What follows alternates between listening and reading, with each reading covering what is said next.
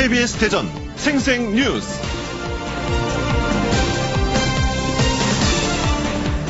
여러분 안녕하십니까? 6월 4일 화요일 KBS 대전 생생뉴스 황석준입니다. 요즘 우리나라를 보면 사회적 합의란 것이 없는 불통의 사회인데다 도덕과 윤리는 없어진 것 같습니다. 자연법적인 덕목들이 흐릿해졌고 기준이 모호해졌습니다. 또 분노사회를 넘어 이젠 원한사회로 가고 있는 것 같습니다. 그에 따른 병리적 현상도 심각해졌습니다.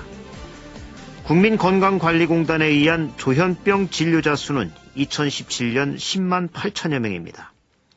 경찰청 자료에 의하면 조현병 등 정신질환자에 의한 범죄가 2015년 7천 건에서 2017년에는 9천 건을 넘어 매년 증가하는 추세입니다. 자살률은 OECD 국가 중 15년째 압도적 1위입니다. 자기만 먼저 살겠다는 각자 도생의 생존 논리가 판을 치고 그에 따라 수단과 방법을 가리지 않는 살이 추구와 무분별한 소비 욕구가 분출되고 있습니다. 사회가 권력과 힘, 돈에 의해서만 돌아가면 안 됩니다. 인간에 대한 사랑으로 돌아가야 합니다. 그래야 나보다는 공동체를 생각하고 그래서 그 공동체가 우리의 보호자가 되고 그 안에서 우리 모두 행복해질 수 있습니다. KBS 대전 생생뉴스 먼저 이 시각 헤드라인 뉴스입니다. 야생 진드기에 의한 사망자가 올 들어 처음 충남에서도 나왔습니다. 한 달 사이 전국에서 진드기로 3명이 숨졌는데 노약자에게 특히 위험한 만큼 주의가 필요합니다. 치명적인 아프리카 돼지열병이 북한을 통해 한반도에도 유입됐습니다. 감염 경로가 워낙 다양해 지역 양돈업계도 초비상입니다. 축사 소독 강화와 수입 육가공품 점검 등 농가와 방역당국 할 것 없이 유입 차단에 안간힘을 쓰고 있습니다. 헝가리 유람선 사고와는 사정이 다르지만 이번 사고를 계기로 국내 유람선 안전상태와 안전수칙 준수에 경각심이 일고 있습니다. KBS 취재 결과 소형 유람선은 주류 반입이 금지되어 있지만 운항 내내 술판과 춤판이 벌어지는 등 규정은 있으나 마나했습니다. 더불어민주당 대전시당 주최로 열린 민선 7기 1주년 평가 토론회에서 대전시정의 행정력을 질타하는 목소리가 나왔습니다. 발제자로 나선 권선필 보건대 교수는 민선 7기 성과인 트램이나 공공어린이 재활병원은 중앙정부의 배려로 이룬 것으로 대전시가 추진한 4차 산업혁명 특별시나 대전 방문의 해, LNG 발전소 유치는 성과 없이 한계만 드러냈다고 꼬집었습니다. 지하철역에서 여성을 대상으로 한 불법 촬영이 지역 대도시까지 만연해지고 있습니다. 대전의 한 지하철역에서 보조 배터리 모양의 카메라로 여성을 불법 촬영하던 40대 남성이 적발됐는데 피해자가 10명이 넘습니다. 신혼부부와 다자녀 가정을 대상으로 한 아파트 특별 공급을 받기 위해 허위 임신 진단서를 제출해 부정 당첨된 사례가 적발된 것과 관련해 국토부와 자치단체가 부정청약 점검에 나선 가운데 대전 6곳, 세종 12곳, 충남 2곳 등 20개 단지가 점검 대상에 포함됐습니다. 한국감정원이 발표한 5월 전국 주택가격 동향을 보면 대전은 신규 분양 호조와 주택정비사업 진행 등의 영향으로 지난달 0.18% 상승해 석 달 만에 상승세로 전환했고 매매가 상승 지역도 전국에서 대전이 유일했습니다. 이 시각 헤드라인 뉴스였습니다.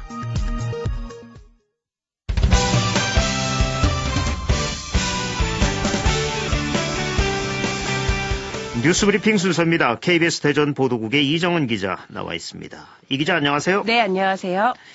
야생 진드기에 의한 사망자가 올 들어 처음 충남에서도 발생했죠. 네, 홍성에서 78살 할머니가 SFTS, 다시 말해 중증 열성 혈소판 감소 증후군으로 지난 2일 숨졌습니다. 네. 지난달 26일 처음 증상이 나타난 뒤 대학병원 중환자실로 옮겨져 확진 판정을 받았는데 불과 일주일 만에 돌아가신 겁니다. 할머니는 증상이 나타나기 전에 매일같이 풀베기와 텃밭 가꾸기 작업을 해왔던 것으로 알려졌습니다. 중증 열성 혈소판 감소 증후군은 야생 진드기에 물려 걸리는데 지난달 9일 대구에서 처음 발생한 뒤 채 한 달도 안 돼 경북과 충남에서 각각 1명씩 모두 3명이 숨졌습니다. 2013년 36명에 불과했던 한 환자도 지난해 259명까지 늘었고 이 가운데 47명이 사망했는데요. 네. 주의가 요구됩니다. 예. 해마다 이맘때면 이 중증 열성 혈소판 감소 증후군 이것으로 인한 첫 사망자 소식이 전해지곤 하는데 이게 백신이나 치료제가 전혀 없다고요. 네, 그렇다 보니 물리지 않는 게 최선이라는 말까지 나오는데요. 진드기 활동이 왕성한 4월부터 11월까지는 야외 활동할 때 긴 소매옷과 바지를 입어 노출을 최소화하는 게 좋고요. 야외 활동을 하고 나면 옷은 꼭 세탁하고 샤워나 목욕을 반드시 해야 합니다. 특히 발열과 구토, 설사 등의 증상이 나타날 경우 본인이 판단하지 말고 바로 병원을 찾는 게 좋습니다. 예, 백신도 치료제도 없답니다. 안 물리는 게 최상책입니다. 주의하셔야겠습니다. 헝가리 유람선 사고를 계기로 국내 유람선 안전 상태에도 관심이 많은데 우리 취재진이 한 소형 유람선을 타봤더니 운항 내내 술판, 춤판이 벌어졌다고요. 네, KBS 취재진이 지난달 31일 부여 백마강에서 주요 유적지를 돌아보는 소형 유람선을 타봤는데요. 출발과 함께 선내 음주, 가무의 금지를 알리는 안내방송이 나왔지만 배 뒤편에서는 기다렸다는 듯이 술판이 벌어졌습니다. 또 객실안은 무도회장을 방불케 할 정도로 춤판이 벌어지기도 했습니다. 예, 이 안내방송도 했고 선장이나 승무원도 있었을 텐데 제지는 없었나요? 네, 취재하는 동안 제지하는 모습을 보진 못했고요. 오히려 신나는 유행가를 틀어놓아 분위기를 좀 돋우는 모습이었습니다. 네. 운항 중 잠깐 들른 중간 선착장 안 매점에서도 버젓이 술을 팔고 있었고요. 선착장에서도 술판이 이어졌고 승객들은 또 아무렇지도 않게 술을 사 배에 다시 올랐습니다. 현행법상 관광 유람선이 아닌 길이 24m, 50톤 미만의 소형 유람선은 안전상 주류 반입이 금지돼 있지만 지켜지지 않고 있었던 겁니다. 네. 특히 승객 대부분이 중장년층 단체 관광객이어서 술을 마시면 안전사고에 더 취약할 수밖에 없지만 단속은 허술합니다. 부여구는 일일이 탑승에 단속하기 어렵다며 사실상 손을 놓고 있었는데요. 승객들의 안일한 안전의식과 얄팍한 상온, 또 자치단체의 미온적 태도가 더해져 수상 안전이 뒷전으로 밀리고 있었습니다.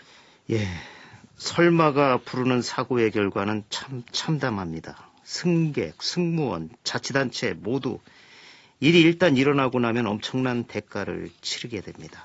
주의하셔야 합니다. 대전의 지하철역에서 여성을 불법 촬영한 남성을 적발했는데 카메라 속 피해자가 확인된 것만 최소 10명이 넘는다고요. 네, 이 남성이 사용한 몰래카메라는 휴대전화 보조 배터리 모양이었습니다. 또 승객들이 지하철을 타고 내리는 혼잡한 틈을 타 범죄를 저질러서 적발이 쉽지 않았는데요.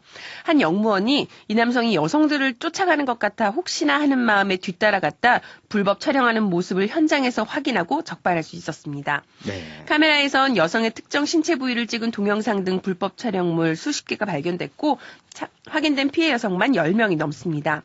이런 불법 촬영에 해당하는 범죄는 해마다 5, 6천 건에 달하는데요. 특히 절반 이상이 전동차 안과 역, 화장실 등 지하철에서 발생하고 있어 강력한 단속이 필요해 보입니다. 예, 이젠 대전 지하철도 안전지대가 아니군요. KBS 대전 총국이 어제부터 9시 뉴스를 통해서 차량 중심 교통문화의 문제점을 짚어보는 기획보도를 시작을 했는데 어제 첫 순서로 과속교통사고의 문제점을 보도했는데 어떤 내용이죠? 네, 지난 2월 대전 대흥동에서 무면허인 10대가 몰던 승용차가 중앙선을 넘어 인도로 돌진하면서 길 가던 연인을 친 사고가 있었는데요. 네. 당시 제한속도 60km의 도로에서 96km로 질주하다 난 사망사고로 대전에서 이런 과속교통사고가 꾸준히 늘고 있습니다. 지난 2013년엔 10건이었던 과속교통사고가 2017년에 24건, 지난해는 28건으로 3배 가까이 증가했는데요. 특히 이 과속교통사고로 인한 치사율이 대전이 35%로 전국에서 두 번째로 높았습니다. 하지만 대전의 간선도로 가운데 이렇게 사고가 났을 때 중상률을 대폭 낮추는 안전속도 50km 제한이 적용된 구간은 전체의 30% 정도에 불과했고요. 네. 과속 단속 카메라의 수도 전국 자치단체 평균의 30%에 그쳐 도시 전체가 차량 중심의 교통 문화라는 평가를 받고 있습니다.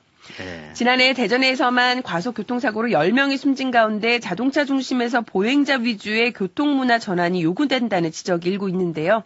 오늘 저녁엔 두 번째 순서로 대전 지역 운전자들의 교통안전의식을 점검해볼 예정입니다. 네, 이 교통안전의식, 대전만의 문제는 아닐 것입니다.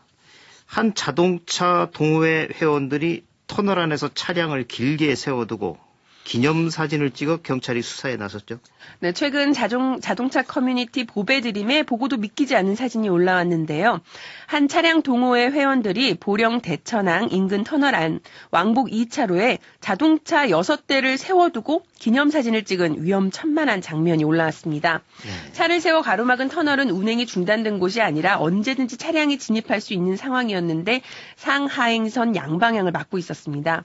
이를 사람들이 경찰에 일반 교통 방해죄로 해당 운전자들을 처벌해달라는 민원을 계속해서 넣고 있고 관련 내용이 청와대 국민신문고에도 올라와 있습니다. 경찰 수사가 진행되자 사진을 찍은 동호회원들은 사진을 삭제한 것으로 알려졌지만 민원을 접수한 충남지방경찰청은 보령경찰서 수사과에 사건을 배당해 터널 안에서 길을 막고 기념사진을 찍은 자동차 동호회를 추적하고 있습니다. 네, 이 차량 동호회라면 우선 교통법규부터 잘 지켜야 되는 것 아닙니까? 이래가지고서야 어떻게 차량 동호회라 할 수 있겠습니까? 이 밖에 밤사이 사건 사고 있었습니까? 네, 어젯밤 11시쯤 태안군 남면의 한 도로에서 1톤 화물차가 중앙불대를 들이받은 뒤 인근 상점으로 돌진했습니다. 사고 당시 가게 문은 닫혀 있었지만 운전자 51살 김모 씨가 크게 다쳐 병원에서 치료를 받았습니다.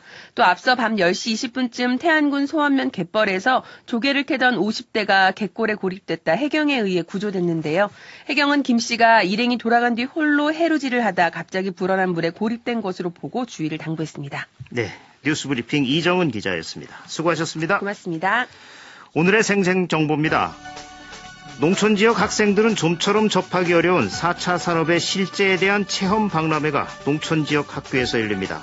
충남교육청과 부여 백제중학교는 4차 산업혁명 과학박람회를 오늘과 내일 백제중학교 다목적 강당에서 개최합니다. 부여군 내 초중학생과 교직원, 학부모, 지역 주민을 대상으로 혼합현실과 증강현실, 가상현실, 3D 홀로그램, 드론 등 20개 체험형 부스를 운영합니다. 대전시가 하나은행과 농협, 대전신용보증재단과 함께 제로페이 가맹점 모집 등 제로페이 활성화 지원에 나섭니다. 제로페이에 가입한 소상공인 가맹점은 연매출액 기준 결제 수수료가 8억 원 이하는 0%, 8억 원에서 12억 원은 0.3%, 12억 원 초과는 0.5%가 적용됩니다. 날씨입니다. 대전과 세종, 충남 지역 오늘은 대체로 맑겠습니다. 낮 최고 기온은 27도에서 31도로 덥겠습니다. 미세먼지 농도는 오전에는 나쁨 수준이었다가 오후부터 보통 수준을 회복하겠습니다. 오전 농도는 전 지역 나쁨을 유지하겠습니다. 내일은 흐린 가운데 아침 최저 기온은 13도에서 18도, 낮 최고 기온은 26도에서 31도로 오늘과 비슷하겠습니다. 지금까지 생생정보였습니다.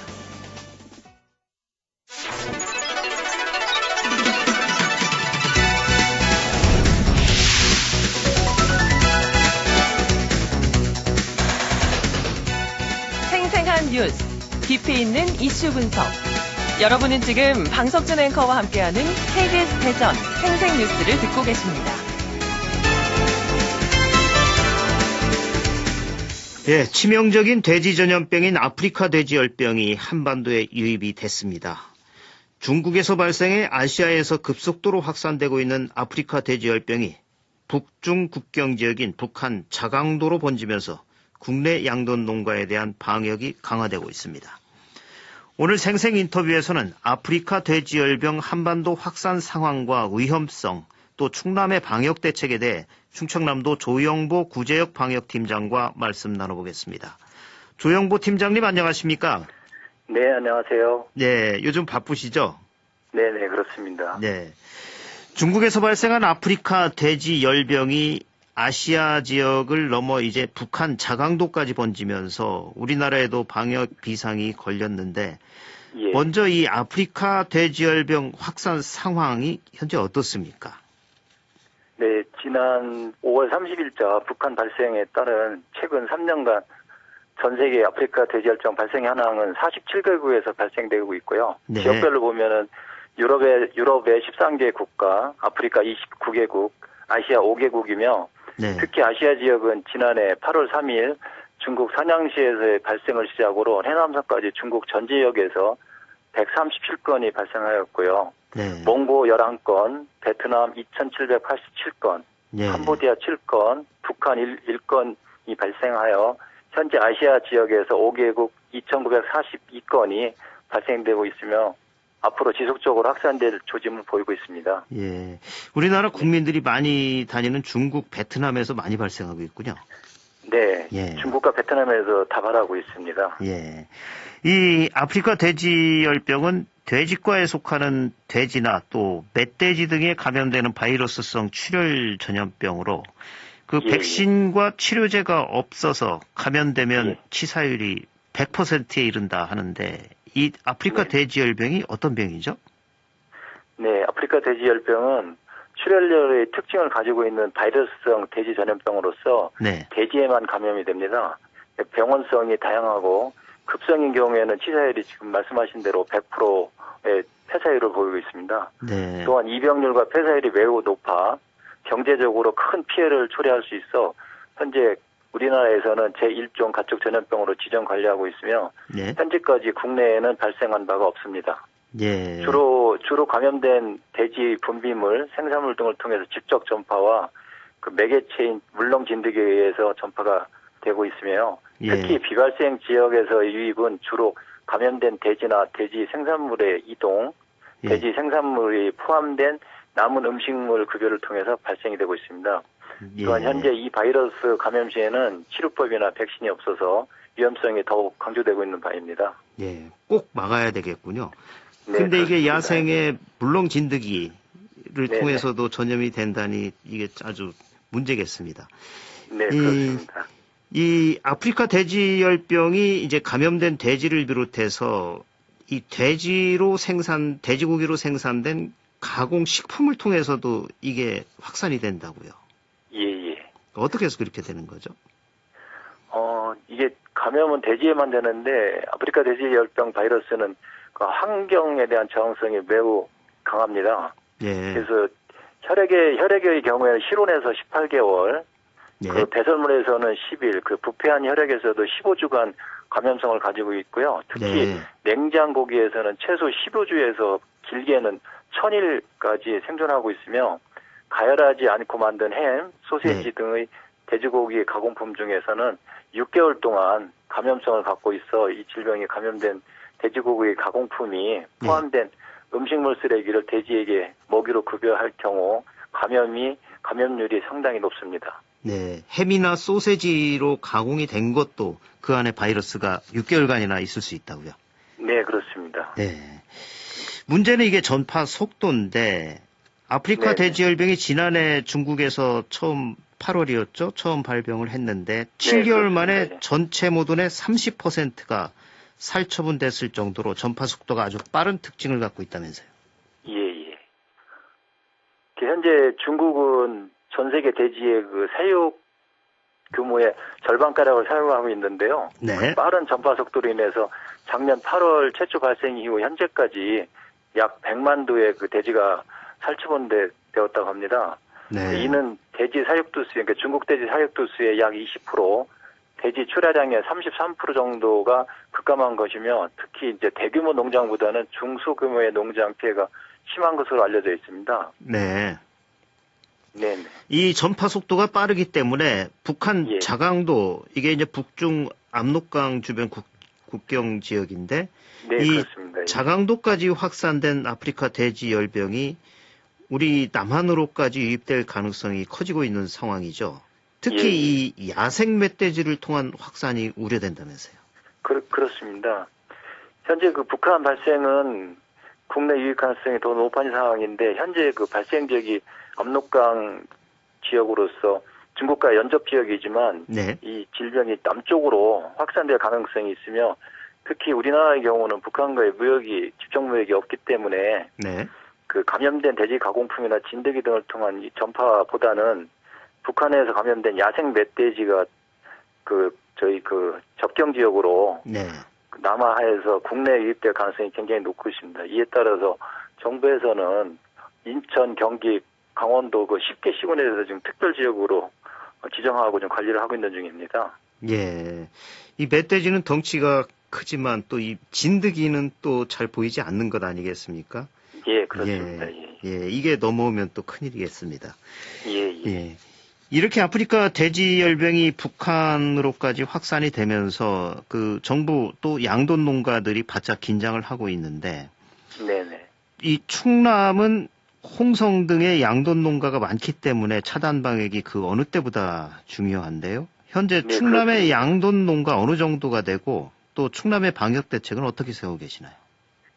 네, 충남 양돈 농가는 지금 그 충남 홍성군에만 한 350 농가가 있고 충남도 전체에는 지금 소규모 농가까지 다 합해가지고 1,300여 호가 지금 사육을 하고 있습니다. 예. 그래서 그에 따라서 지난해부터 아프리카 돼지열병의 국내 전파 요인을 방지하고자 남은 음식물을 적정 처리해서 급여토록 관리하고 외국인 근로자 방역 관리에 대해서 주기적으로 지도 점검과 모니터링 검사를 실시하고 있습니다. 네. 그리고 올 3월부터는 도내 양돈 농가별 담당 관제를 실시하여 매주 전화 예찰과 월 1회 방문 점검을 통해서 현장 밀착형 방역 관리를 추진하고 있으며 아프리카 돼지열병 발생국 여행 자제, 불법 축산물 반입 금지 및 위반 시 과태료가 1차는 500만 원, 네. 2차는 750만 원, 3차는 1000만 원까지 부과됨을 농가뿐만 아니라 국민 전체를 상대로 홍보를 하고 있습니다. 특히 네. 양돈 농가의 축사 내의 소득 철저, 출입 차량이나 출입자에 대한 통제 및 소득 등 방역 기본 수칙 준수와 발열이나 갑작스러운 폐사 등 의심 증상 발견 시 신속히 방역기관에 신고토록 당부하고 있으며 네. 아울러 농장 관계자의 아프리카 돼지열병 발생국 여행을 자제하고 부득이한 경우 출입국 시 신고를 철저히 하며 소독 등의 조치와 귀국 후 최소 5일 이상 농장 출입을 금지하고 발생국가의 햄, 소세지 등 식육가공품의 국내 반입 금지 등을 지속적으로 홍보하고 있습니다. 예. 이 정부나 자치단체 차원의 차단 방역도 중요하지만 이 국민들 스스로가 아프리카 돼지열병의 위험성을 인식을 하고 이 발생국의 축산물을 국내에 반입하지 않는 노력이 중요한데 네. 우리 일반 청취자들이 농가 말고 일반 청취자들이 알고 있어야 할 주의사항이 있다면 이 기회에 좀 강조를 해 주시죠. 예. 아프리카 돼지열병은 살아있는 돼지뿐만 아니라 돈육 제품 내에서 장기간 감염성을 갖고 있으므로 네. 국내 유입 차단을 위해서는 국민 여러분께서 스스로 해외여행 시 방문한 나라의 돈육 제품을 절대 가져오지 말아주실 것을 당부드립니다. 예. 또한 중국, 베트남, 몽골, 캄보디아 등 아시아권의 그 아프리카 돼지열병 발생국에 대해서는 여행을 자제해 주시고 또한 그 여행 시에 축산농가 방문을 자제해 주시고 발생 국가를 다녀온 후에는 일정 기간 5일이죠. 5일 이내에는 축산농가 방문을 금지해 주시고 예. 국내에 거주하는 외국인은 모국을 다녀올 때 돼지고기 가공식품 휴대하거나 국제 우편으로 반입을 금지하시고 일반 그 국민들께서는 등산이나 야외 활동 시에는 먹다 남은 소세지 등 음식물을 산야에 버리거나 야생 멧돼지 먹이로 주지 말 것을 당부드립니다. 예. 그러니까 이제 이 발생국에 외국 여행을 갔다 오면 그 사람의 몸에 묻어서도 들어올 수가 있는 건가요? 어떻습니까?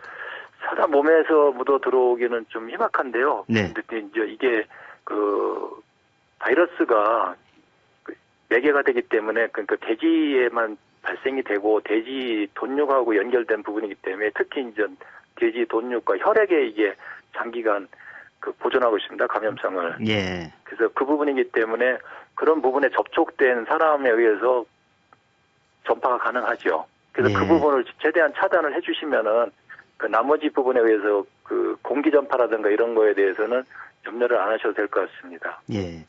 만약에 이 충남이 뚫릴 경우 우리나라 양동 산업 전체에 미치는 영향이 크죠? 어떻습니까? 충남의 양돈 비중이?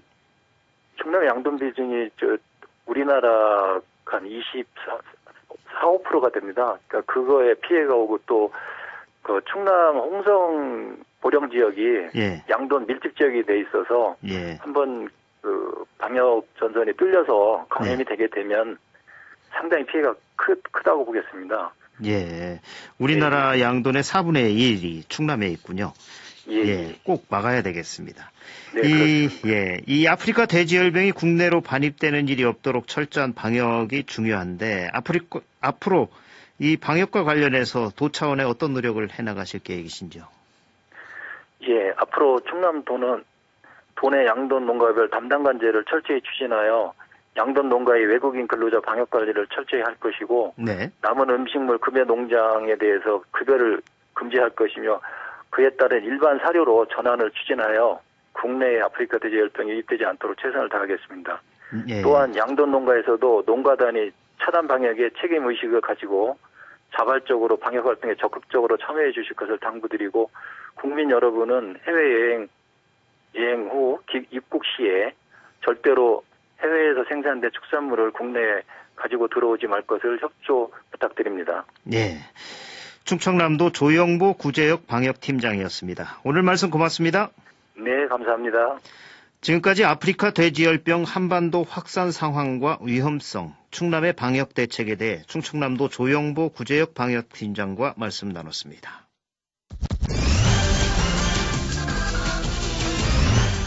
조간 브리핑입니다. 중도일보는 국방메카 도약, 방아쇠 당겼다. 충청투데이는 대전 안산산단 개발 청신호란 기사에서 대전 유성구 안산동과 외삼동 등 일원에 조성되는 안산 첨단 국방융합 산업단지 조성 사업이 공기업 예타 조사 통과로 사업에 탄력이 붙는다고 보도했습니다. 대전일보는 최대 구조 매출 손실, 지역경제 흔들 이란 제목으로 현대제철 당진공장이 충남도의 11조업 정지가 이행될 경우 최대 9조 원가량의 매출 손실이 예상된다고 전했습니다.